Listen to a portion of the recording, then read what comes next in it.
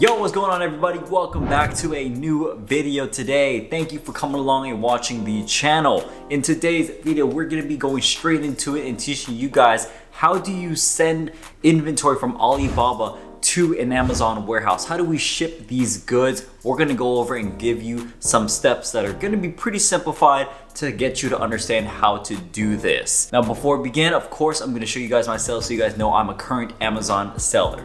Here we go, full refresh, and boom, over $550,000 in the last 12 months. That's how my account's doing. And I'm gonna need you guys to do me a favor. I need you to like the video because it's gonna help my puppy. Oi! For every one like that this video gets, it'll help feed this puppy more peanut butter treats. So please, for the puppy, like the video, subscribe, and comment for more. Now I know that thinking about shipping your product from another country to an Amazon warehouse across the world is a daunting task to think about. You don't even know where to begin. You're just like, how does this even work? How do I even get them to pack it? How do I get them to ship it? How do I know they're gonna label it right? How do I know it's gonna arrive to the Amazon warehouse? I don't know. What Amazon warehouse am I gonna go to? Don't worry, friend. Don't worry, friend. I'm gonna clear this up for you. We're gonna take some steps and we're gonna hop into my computer as well to go over these things. All right, so one of the first things you want to do before anything else is make sure that you get the product information from your supplier, meaning the dimensions and the weight of the products, the amount of cartons, things like that. So just get all of that carton information from your supplier so that you can actually get the right information into Amazon, all right? So once you've got that information completed, we are gonna go over and we need to make sure that we create a shipping plan on your Amazon Seller Central account. This way we're able to figure out where's the warehouse gonna be? Where are we shipping the products to, all right? So you wanna go to Manage Inventory, and then you're going to select your product listing, select on the action, and then hit Send Replenish Inventory. Now, if you're gonna be shipping this from your home address or from like a 3PL warehouse, you're gonna put it from there if it's in the state. If it's not, and if it's from like a supplier from China, then you're gonna do that and select ship from that address, right? Once you've done that, you're gonna make sure that you put in all of the vital information of the inches, the size, and the weight of the individual product. So this is not for the cartons. This section is for the individual product, and you're gonna put how many units you're gonna put in. So in this case, we're just gonna put 1, 2, and 3, and then we're just gonna put 1 pound, and then we're gonna put 20 units, boom. Then you're gonna hit save, and then you're gonna hit continue. Now this is the part where you're gonna figure out who is going to prep the product, meaning putting on the labels and stuff. So what you're gonna do is you're gonna make sure that you put who applies. It's gonna be the merchant because it's gonna come from our side. It's gonna come from our suppliers. Our supplier is gonna do all the labeling for us. And then you need to check the category, make sure that it says no prep needed, and then choose that, and then hit continue. From there, you're gonna need to print these labels for your product. This label right here is gonna be your FN SKU. This is basically Amazon's barcode of identifying their product. This is how they know it's your product and not anyone else's product. After you have downloaded those labels, you're gonna send that to your supplier and then hit continue. Now, Amazon has given you a place of where the warehouse is gonna go. So this is gonna be GYR3, Phoenix, Arizona. You can name your shipping plan whatever you want, but then you're gonna hit approve and continue. And now you're gonna work on your shipment. So click work on shipment. From here, you're gonna be able to see where the ship to address is, where the Amazon warehouse is gonna be. You give that to your supplier or your freight forwarder. Okay, we'll get to that in a bit, but we know our address location now. And from there, you need to go down and then you're going to hit your options. So how is this shipment gonna be packed? Typically it's gonna be multiple boxes. And then you're gonna use the web form to put the information in. And now this is where you're gonna put the number of units per carton or per box. So we'll just say 1 here, and then the number of boxes is gonna be, let's say the number of units is gonna be 20 per box, and then there's 1 box, boom. Say the box weight is gonna be 20 pounds, and then the box dimensions is gonna be like 15, 15, and 15.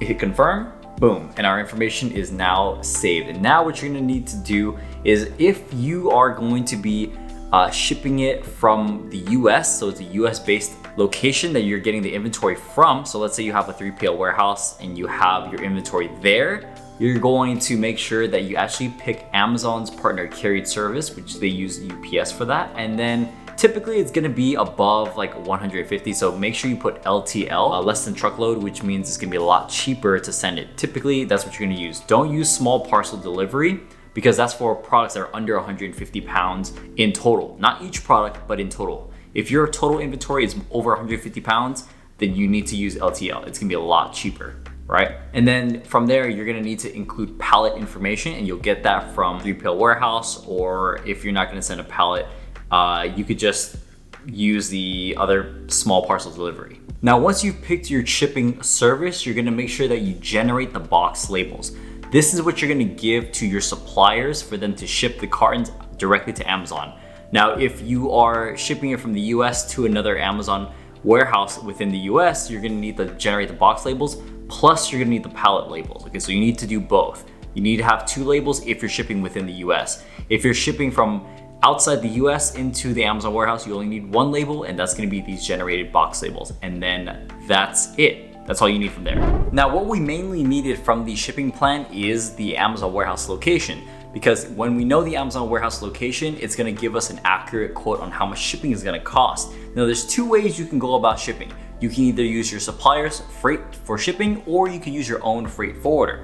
Now, both have their pros and cons, but if you are a first-time Amazon seller, I suggest just using your supplier's shipping because it's just very easy to do. Now, if you're using your supplier shipping, you're gonna be using DDP shipping terms. Now, shipping terms are going to be basically the way that the product is gonna be shipped. DDP is delivery duties paid, which means that your supplier is responsible for all goods from the point of it leaving from the warehouse all the way up until it arrives to Amazon. So they are responsible. Anything happens, it's on them. If you use your own freight forwarder, you're gonna have to use EXW terms, which means that the supplier is only responsible for up to once it leaves the manufacturer. So then after that, it's responsible to the freight forwarder, okay? So those are the 2 differences. Those are the 2 main shipping terms that people usually use. It's DDP if you're using your supplier, and EXW if you're using your own freight forwarder, all right? Either way, regardless, it's very pain-free, and this doesn't require you to do anything. I know a lot of people are tripping out like, what about custom? What about import tax? What about, I don't know. If you're using either of those methods, you don't have to do any of that. The supplier will handle all of that for you, or your freight forwarder will handle it all for you. Once you pay them, they'll handle it all for you. So you don't have to hop on the phone or sign any documents or anything like that. No. They will handle it for you. So that's what's very relieving. That's what I know a lot of people are scared and daunting. They think it's kind of crazy. They don't understand what's going on. They might be overwhelmed and think it's too much, but don't worry, friends. I'm telling you, you don't have to worry about it if you're using DDP shipping and if you are using EXW with your own freight forwarder, okay? You don't have to worry about all those things. They will handle it for you. That's why you're paying those people. You're paying them to do the work for you.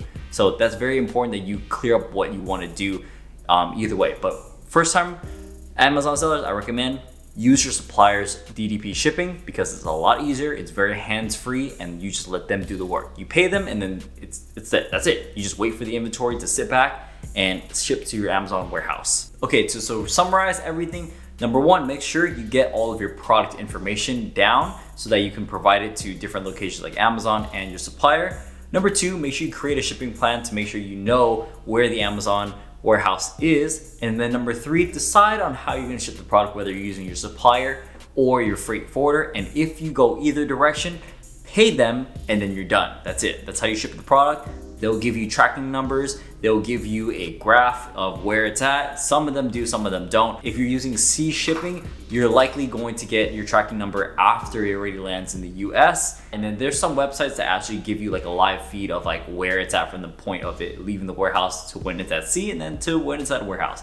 Just depends on who you work with, but you will be good to go from there as long as you paid them, and then that's it. So that's a very simplified version of how you ship products from Alibaba to an Amazon warehouse and get your products ready to sell. So I hope this video was very, very helpful. I will catch you guys in the next one. As always, go make that money, and I'll see you later. Peace.